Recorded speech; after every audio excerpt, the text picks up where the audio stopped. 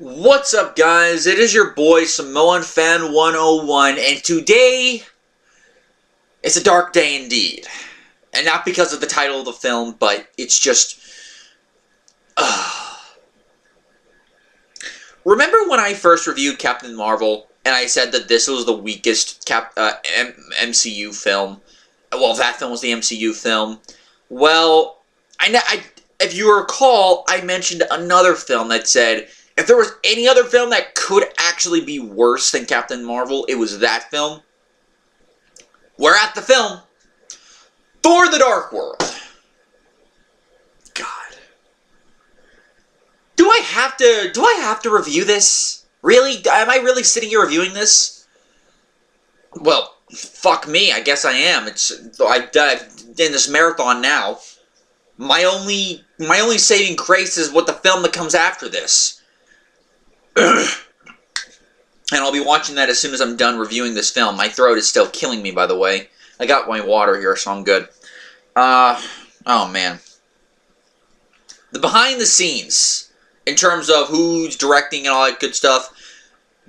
First of all, the budget, depending on how you look at it, is weird. There's like a gross budget and a net budget. I'm just going to go with the gross budget, and it's between 172 million and 272 million. If I had to guess, it's probably closer to the 170 mark, because even though there were some pretty good effects in this film, not all the effects looked amazing, so to speak.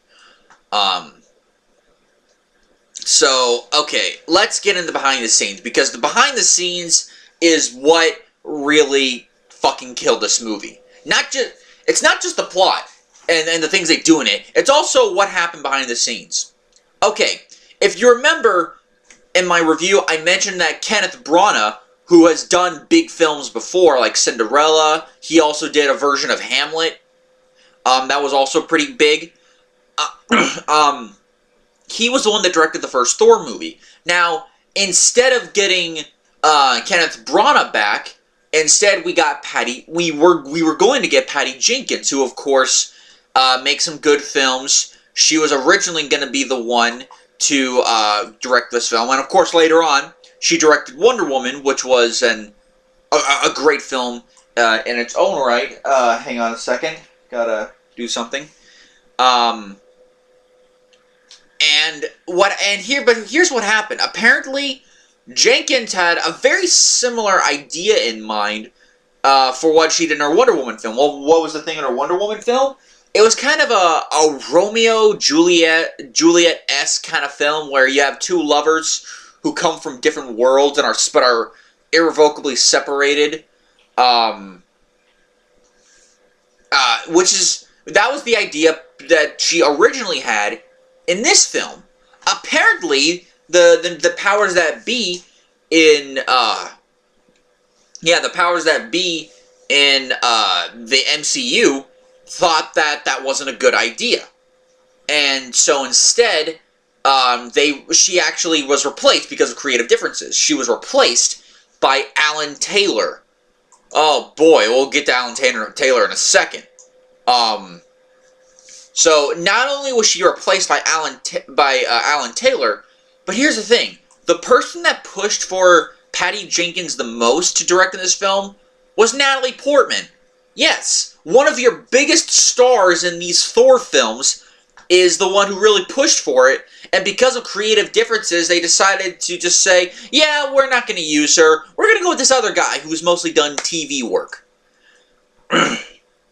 Yeah, I can see where Natalie Portman was, and look, I watched the behind the scenes of all the Blu-ray DVDs of these movies, and Patty Jenkins, Natalie Portman is acting happy, and she probably was happy working with, Chris Hemsworth and Tom Hiddleston.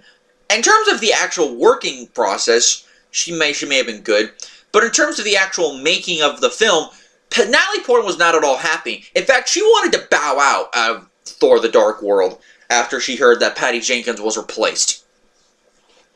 She said, I don't want to do this, but she couldn't. She had no choice but to be in the film because she was contractually obligated to do it. And of course that leads us to what happened in the film. Now that's the whole Patty Jenkins thing. Now we got to get to Alan Taylor. Alan Taylor, who was mostly known for doing TV work, also did several films. Palookaville, The Emperor's New Clothes, Kill the Poor, Thor the Dark World, and another film I'll get to in just a second.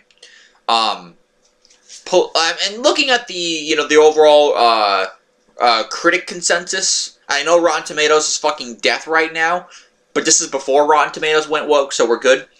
Palookaville, honestly, out of all the films that he actually directed and stuff, the movie that had the best critical reception was The Emperor's New Clothes, back in 2001.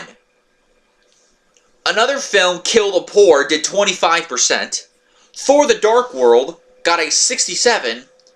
And most infamously, this is the guy known for directing Terminator Genisys. Yes, the most hated and reviled of all of the Terminator films, this guy was the director of. And when it comes to movies, this guy is... And apparently he's going to direct another movie called The Many Saints of Newark. I don't know how good that's going to be, but if his past work is anything to go by, it's not going to be that good.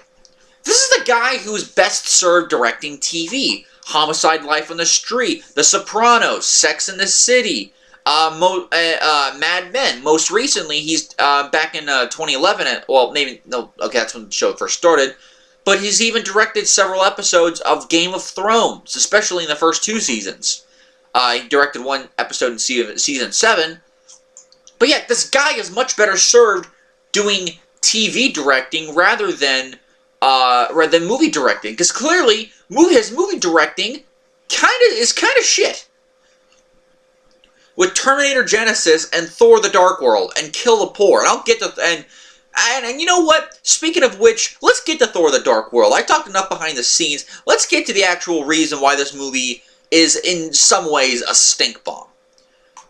And I'm gonna give it a somewhat fair rating, because I'm trying to be decent about this, but I am going to give it, the just cause that it deserves, so to speak.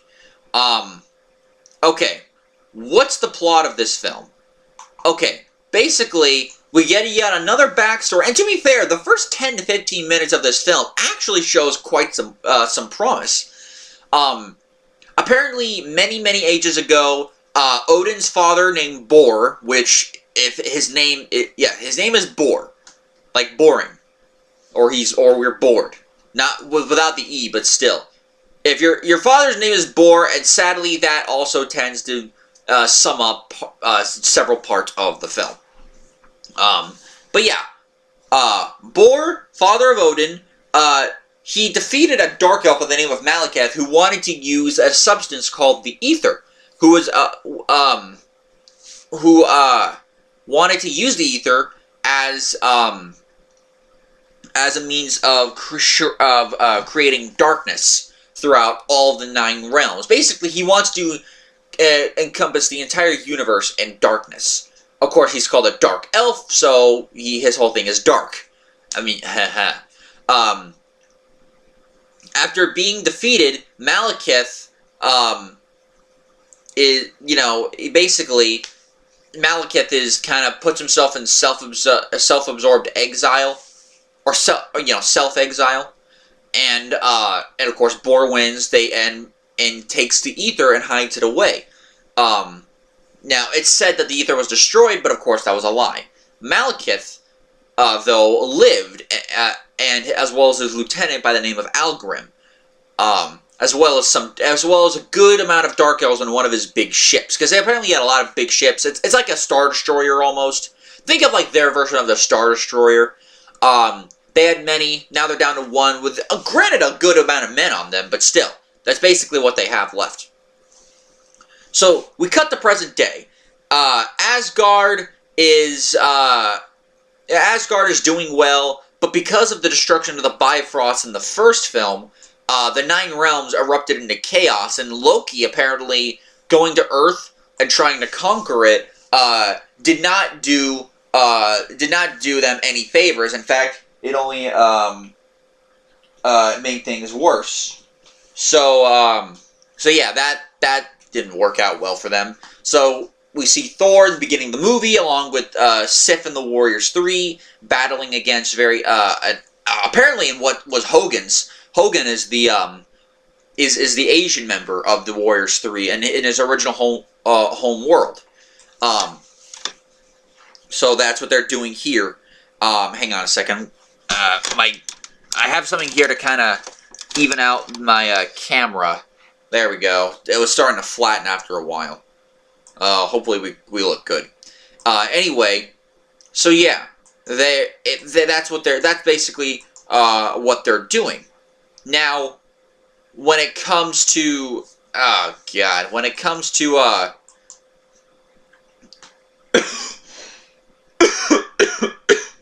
like I said, my throat's not exactly great.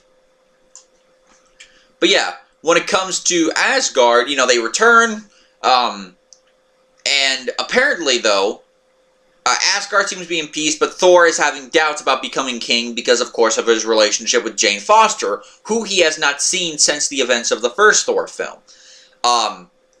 Also, Loki's been imprisoned. Thor's much more of a dick this time around. I'll get to that in a bit. And apparently, something else is going on. Apparently, as we explained later in the film, every 5,000 years, all the planets and all the 9 realms, I should say, align together kind of like when all the planets align. It's similar here, where all the realms align, only once every 5,000 years.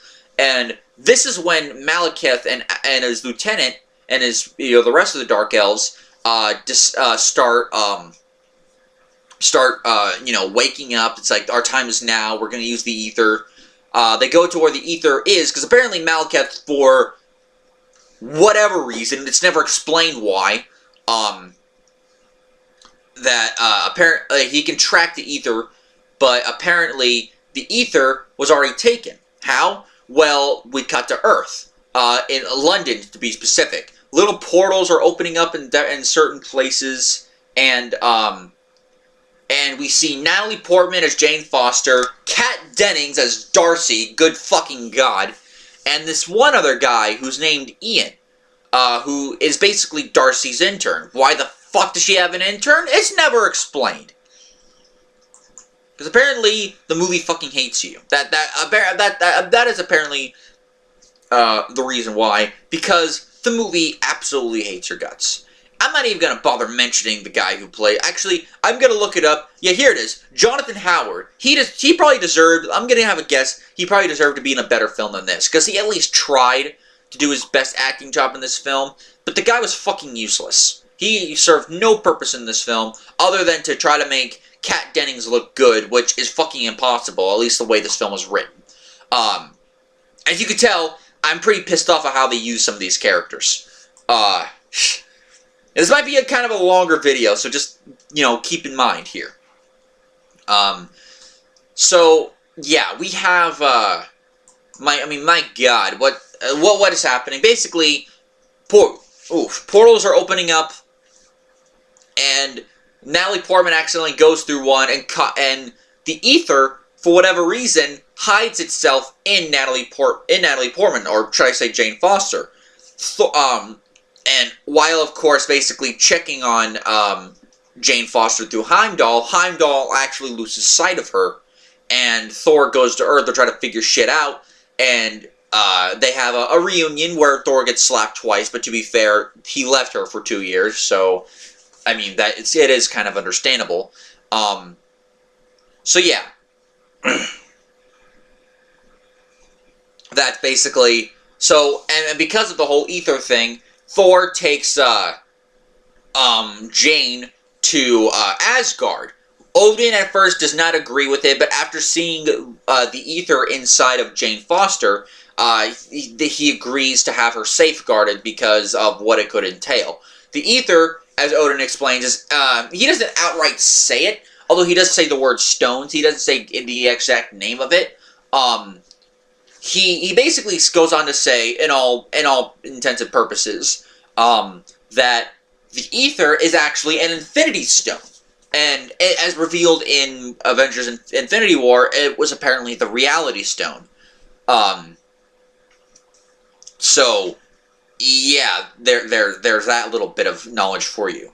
While this is going on, of course, the Dark Elves actually invade Asgard.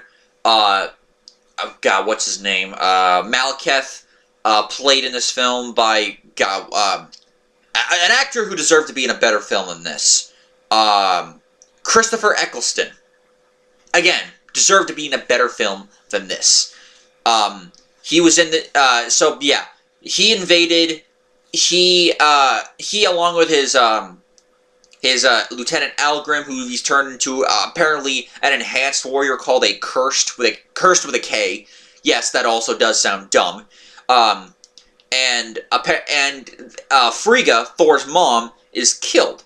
Now keep in mind, Loki, when they invaded Asgard, Algrim came in undercover and freed all of the Asgard's prisoners, all except for Loki, who, of course, would cause trouble for them.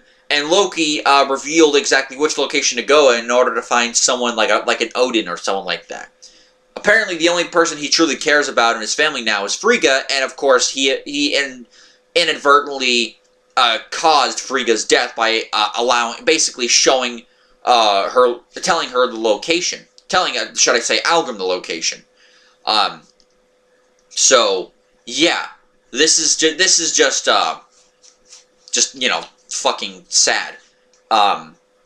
Frigga dies. Odin is much more assholey-ish in this film. Again, I'll get to that later. I can't wait to get into the actual ripping apart of this film. As you can tell, I'm having a hard time getting to the plot because I'm just so furious at different points. Basically, long story short, Odin forbids Thor to try and go after Malekith in the Dark World. Loki is the only one who knows a way, aside from the Bifrost, to get there. So Thor along with the Warriors 3 and Sif, they cause a distraction. Thor takes Loki. He and Jane, who still has the ether in her, and Loki all go through the secret passage, go to the Dark World. They come across Malekith, and they fight Malekith and some of the other Dark Elves. And the idea was that Malekith will pull the ether out of Jane, and then Thor will destroy the ether. But of course, it's an Infinity Stone, therefore it cannot be destroyed. At least cannot be destroyed so easily. Malekith leaves. He takes the ether within himself, making him so powerful because he was just a regular Dark Elf before that, who actually got his ass kicked by Frigga. But now that he has the ether within him, he is now all power. He's now very powerful. And yeah.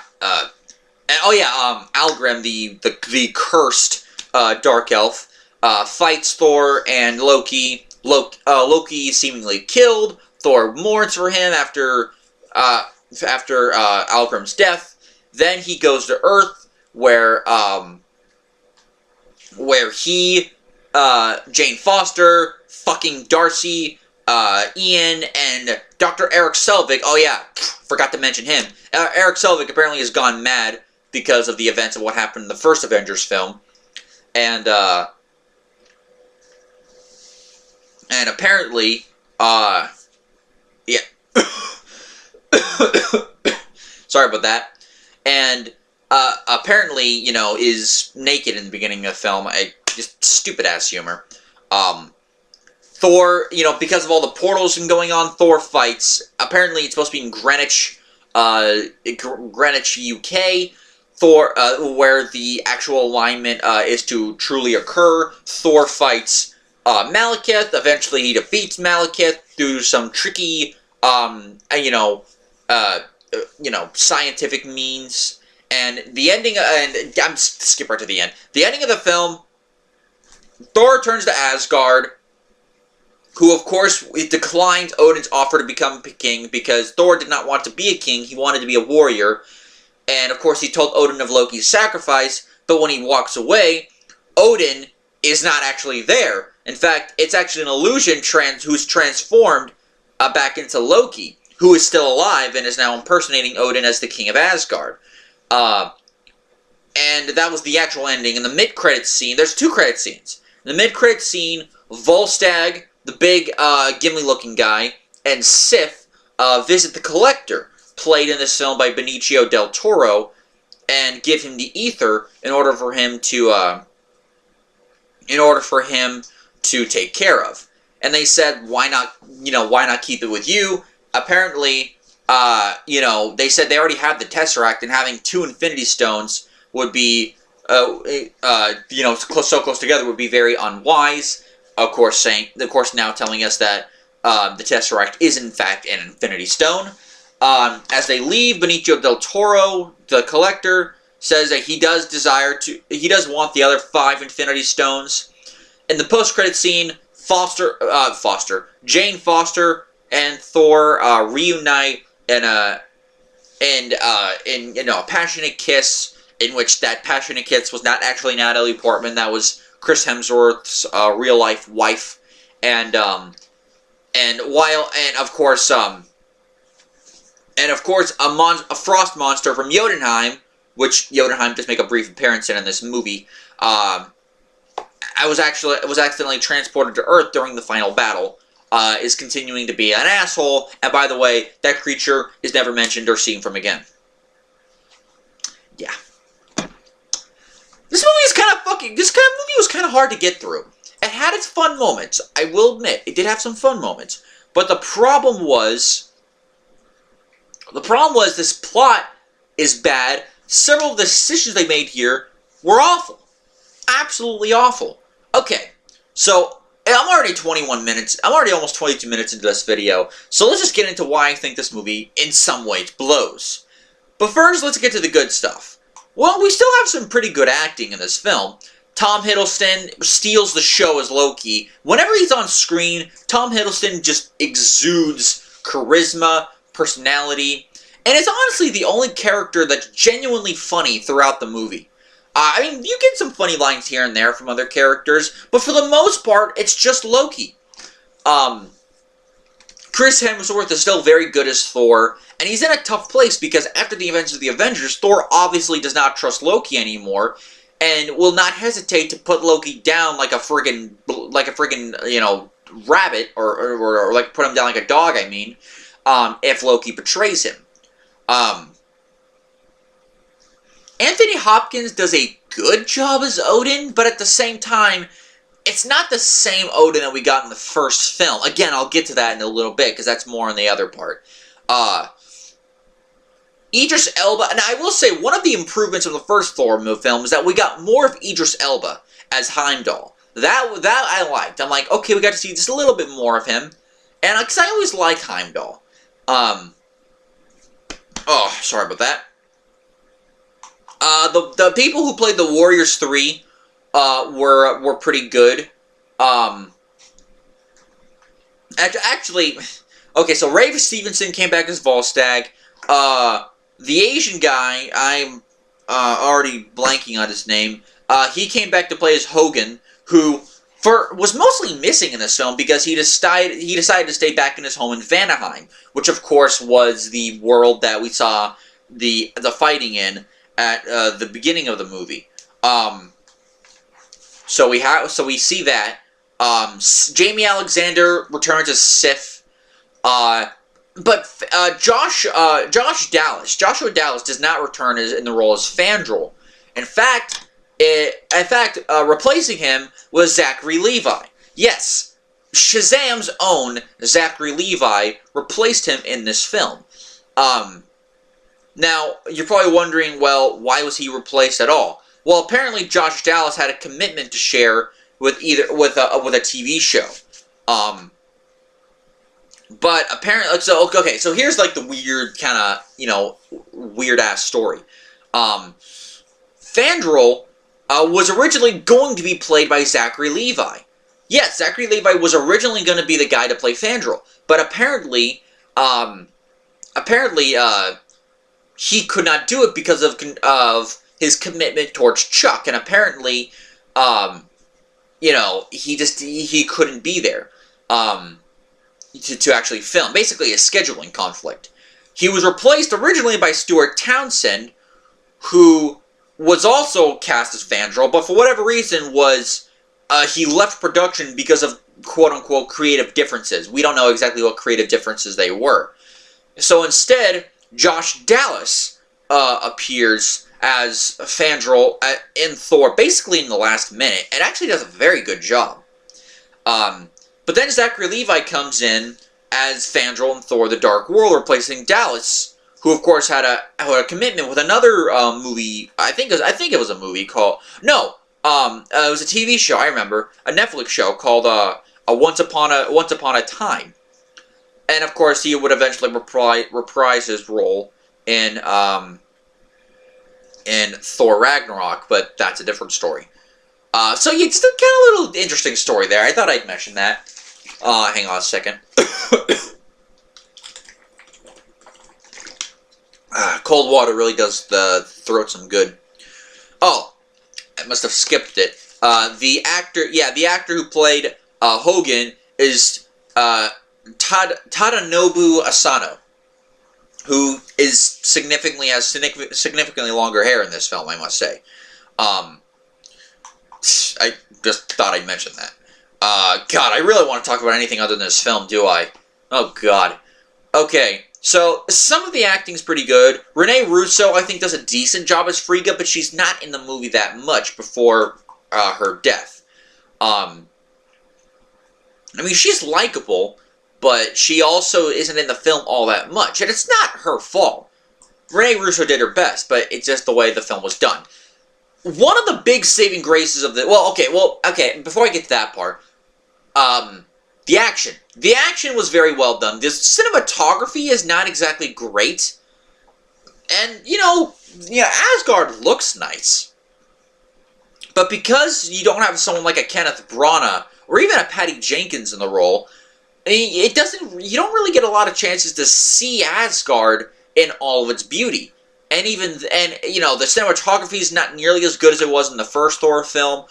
Asgard did not look you didn't see as many sweeping shots in Asgard. And even when you were in other worlds, you at least got some sweeping shots or some really neat visuals that were, even if it was dark, it was kind of interesting. Like in Jotunheim, but not here. In here, the Dark World is fucking boring. And I know it's a negative, I'll get to that. Saving that. Okay, so the action is pretty good. Admittedly, this movie did have a pretty fun climax in terms of the Thor Malekith fighting. Basically, there were a bunch of portals going through it, and they did have some neat, interesting ideas when they were fighting through the portals. So yeah, it has good special effects, for the most part. There is one effect in there that I will get to. It has good special effects. Some of the actors do a good job. Natalie Portman does her best, but... Well, okay, Natalie Portman does not do her best, I should say. Clearly, she's just doing a good job, not a great job. Like she at least tried to do much better in the first Thor film. Not this one. So, okay. The bad. Oh my god, the bad. First of all, let's get to the casting. And I harped on her earlier. Kat Dennings as Darcy Lewis fucking sucked. It sucked ass. I mean, this character, she was pointless in the first Thor film.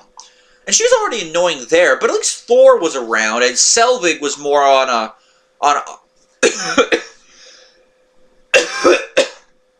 God damn, I'm gonna need to take some pills afterward.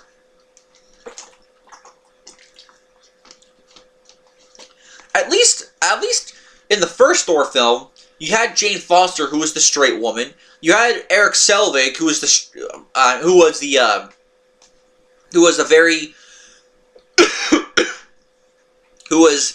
who did good in that film. And you had Thor, who was, very charismatic and could play off of her. Anyway, not in this film. In this film, oftentimes she's with her other scientist friends, and she's fucking horrible. I heard a comment about this in Doug Walker's review of Thor: The Dark World, and it makes sense. She is like the Jar Jar Binks of this movie, where so much of the comedy is placed into this one character, and again, it's not funny. And it's not even her. It's not even just her. So many of the comedy is beyond desperate in this film. In the beginning of the film, part of it starts out with Stellan Skarsgård as Eric Selvig running around naked on TV, and thankfully we don't see his ass or his balls, but still, we see that, and I'm just like, really? This is how you start out your film? A character that we actually liked in both the Avengers and the first Thor film? No. I mean, that, in my opinion, was a piss take on a character. And speaking of piss takes on characters, let's talk about Odin. Now, as I said earlier, in terms of the acting, Anthony Hopkins does a good job with the role, and in fact is probably the only saving grace. But clearly, this is not the same Odin the way it was written as it was in the first Thor film. In the first Thor film, Odin could be forceful and could be a little bit harsh, but you understood where he was coming from. You understood that the choices he was trying to make, and you could also tell that it was bothering him too. You could kind of tell. You understood the character and what he was trying to do. In this film, Odin's just kind of mean. I mean, before Jane, first of all, he kind of throws away, oh, the humans, they don't matter. What matters is the here and the now, which is kind of stupid, considering he's supposed to be the protector of the Nine Realms, and he's like, oh, let them die. They live for 100 so years. Let them go. Let them die. Let them, do their thing. Don't pay attention to them too much. Is basically what he's trying to say, especially Jane Foster. So you have that. You have the fact that Odin, as soon as Jane's there and he knows that, before Jane is revealed to have the ether inside of her, he's like, nah, send her to Earth. Guards, take her away. It's like, what the fuck, man? In the first film, he had a sense of regalness, and he actually had time to think. Here, he just makes rash decisions. The only time where Odin actually felt like the Odin from the last movie is at the end of the film when he's talking to Thor. But at the same time, technically, that's not even him. That's Loki as Odin, and that's Loki in disguise as Odin. So yes, throughout this whole film, not even after Frigga's death, because at least that would make sense, but throughout the whole movie, Odin's kind of a jerk. I mean, I like Anthony Hopkins, and he does good in the role, but this film, this character was not written the way Odin was in the first film, or hell, even the third film. Even the third movie had a sense of honor and dignity to him the same way that he did in the first film. That's what makes this film stands out so much, and not in a good way. It's kind of almost like The Last Jedi, in which after this film, they either ignored some of the events in this film, or they tried to change things up back to what they were originally supposed to be, and ignored other aspects that didn't work. It's almost like when they were making this film, they thought that Alan Taylor thought that, oh, what makes a film good, what made the first film work so much were the scientist characters, and the outlandish humor, and the fact that Odin was kind of an asshole. When that was the exact opposite. The scientist characters were very straightforward to the ground characters. They weren't too outlandish, that is, except for Kat Dennings, and yeah, and that's just the casting. And we haven't even gotten to the villains. Oh my god, these villains are so fucking weak. Now, the one thing the villains have going for them is that, to be fair, that they do have very, very convincing art direction for how they look. Like, the way the art was done, the makeup and everything, it looks very well, and it looks very realistic and very convincing. That I will give the film credit for. But this film, the actual characters themselves are so fucking weak. I made mention earlier that Marvel didn't always have... Well, maybe I'd mentioned this, but yeah. Marvel didn't always have the greatest villains when it came to their films. And this movie was the grand pinnacle of it. Except for maybe Doctor Strange, which I've only seen once. And I'll get to that film later on. It is a very good film. But with the exception of maybe Doctor Strange, this film has the dishonor of having the weakest, most boring, one-dimensional villain of all the Marvel films. Yes, this film has it. And it sucks because Christopher Eccleston is a good actor. But his role as Malekith in this movie, Malekith is so fucking boring. Okay, take it back.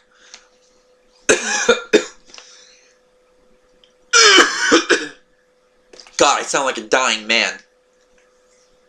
Malekith isn't boring, but his plot, despite the fact that it's kind of decent, we have kind of seen it before, shrouding everything in darkness.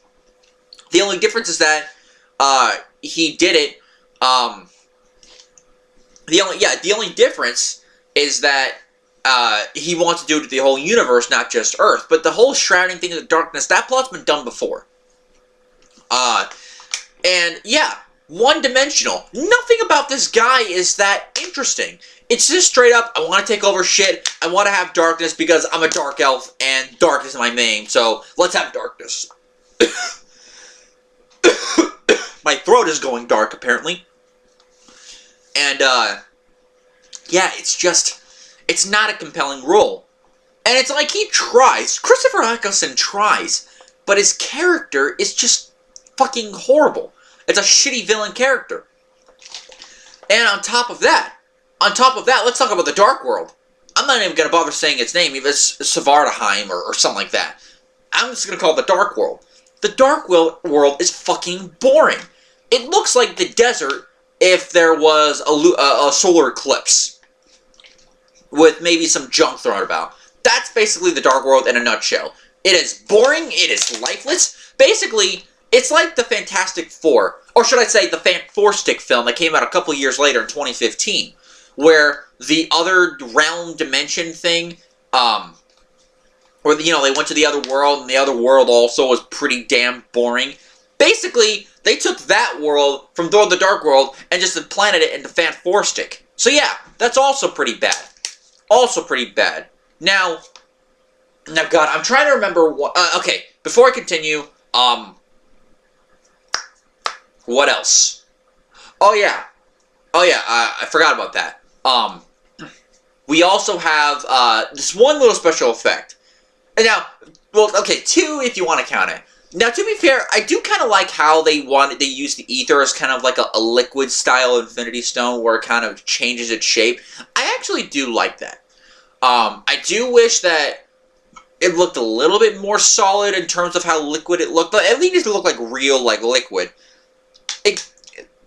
There was a moment here and there where it kind of looked like, kind of like the symbiotes from the Venom movie last year in 2018, where, they're supposed to be liquidy, but it looks a little bit too fake. There's one or two moments where the ether looks like that, but for the most part, the ether looks good.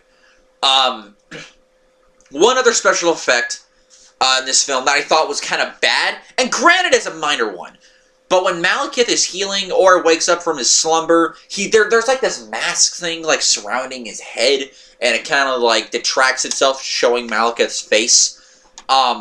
When it actually detracts, the effect actually looks kind of terrible. I gotta say, that's the one effect in this film that I absolutely had to say, that looked fake. I even called the movie out while I was watching, saying, that looks fake. What's another thing bad about this movie?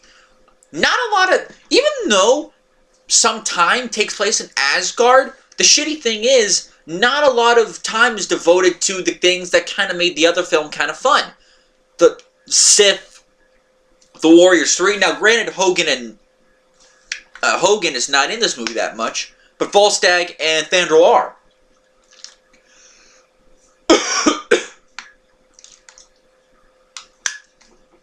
Great, I'm out of water. Yeah, but Volstagg and Fandral are, and so is Sif. You don't get a lot of time with them. You only get one scene where Thor and Sif are talking. And apparently, Sif is Thor's childhood friend. And it was, and look, it's obvious. It is obvious that watching this film, clearly, Sif is supposed to be, and they even explain it on Wikipedia, Sif is supposed to be the romantic rival to Jane Foster for Thor. Because clearly, it was clear in the first film, and it's even clear in this film. Sif clearly wants to be in a relationship with Thor. She wants to be with him. But here's the thing. I don't think Alan Taylor really took that in mind. And if they wanted to go with the Romeo Juliet-esque aspect of the love of a relationship, and with the whatever Patty Jenkins would have had in mind in this film, I think we would have gotten a lot more interaction between Sif and Jane Foster. Sadly, we didn't. All we get in this film is Sif looking at Jane once meaningfully, or of course there being, yeah, I'm your rival in terms of loving Thor, and when Sif rescues Jane, but even then they don't share any real good dialogue talking about Thor. There's nothing there. And honestly, I wish Sif had gone with Thor and Loki to the Dark World, because I actually like Jamie Alexander as Sif. She does a very good job in the role.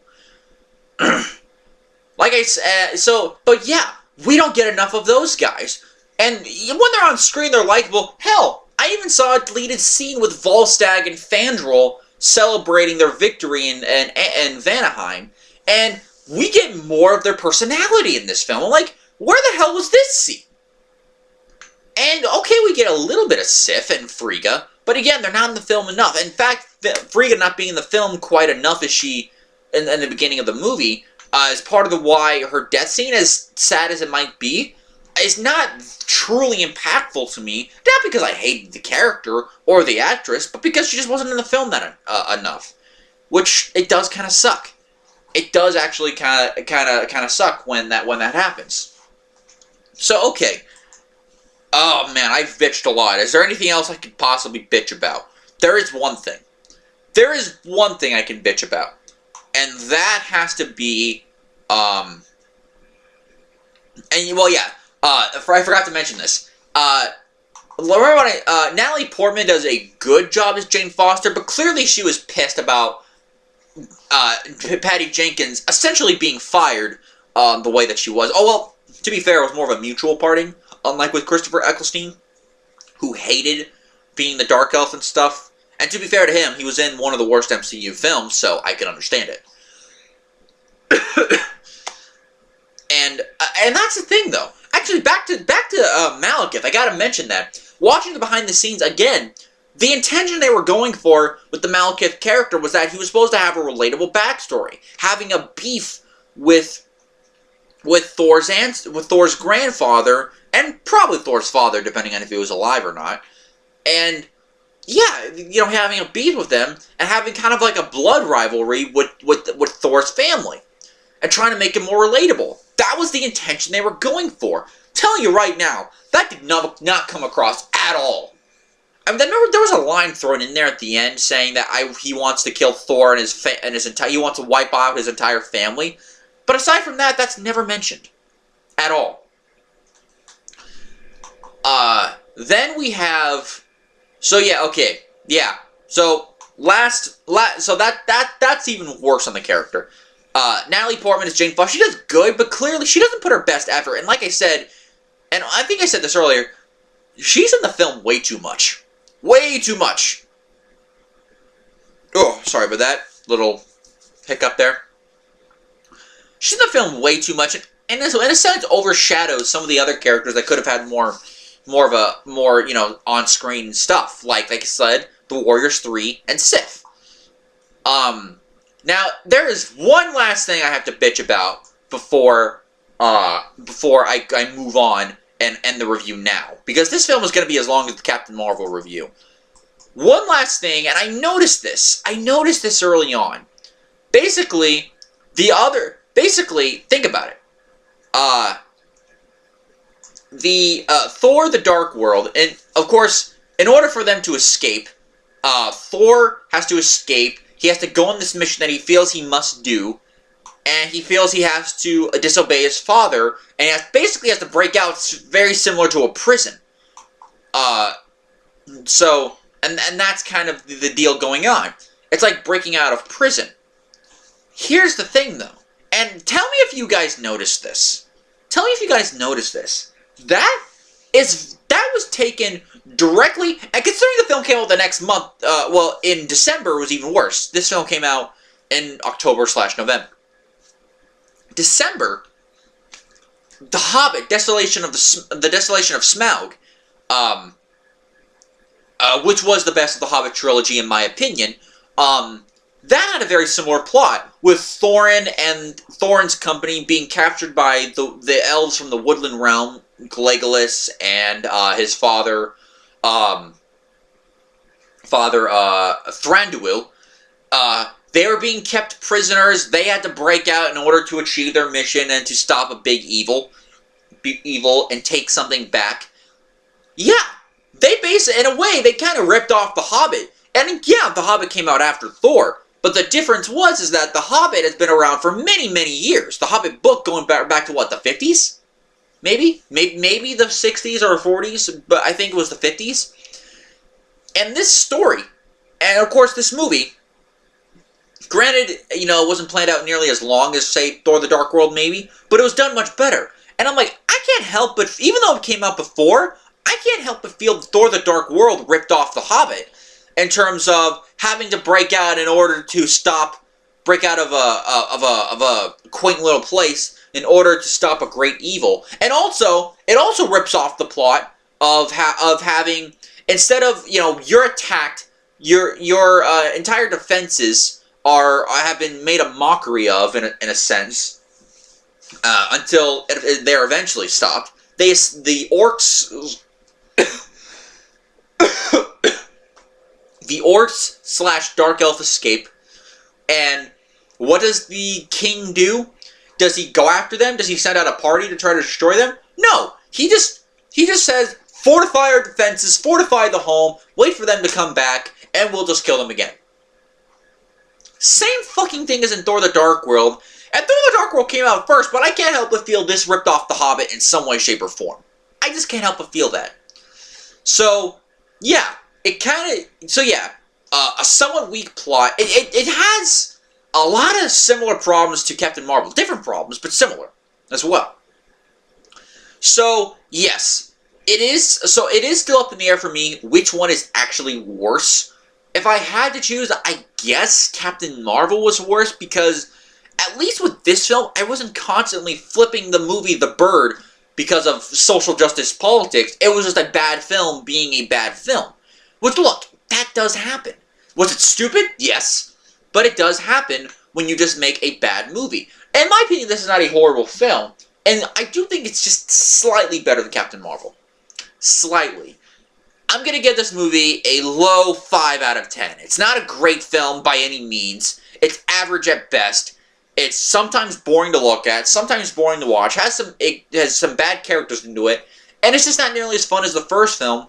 But very similar to my review of Star Wars Episode 2, Attack of the Clones, there's just enough good in this film to get me through to the end. And I'm like, there were parts where I was enjoying myself, but other parts where I was like groaning, like, ugh. So yeah, 5 out of 10.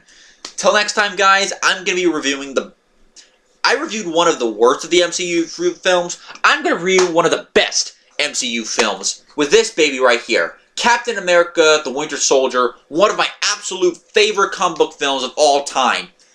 Until next time, guys, be well, stay safe, have a good day, and I'll see you guys next time with the next review. Peace.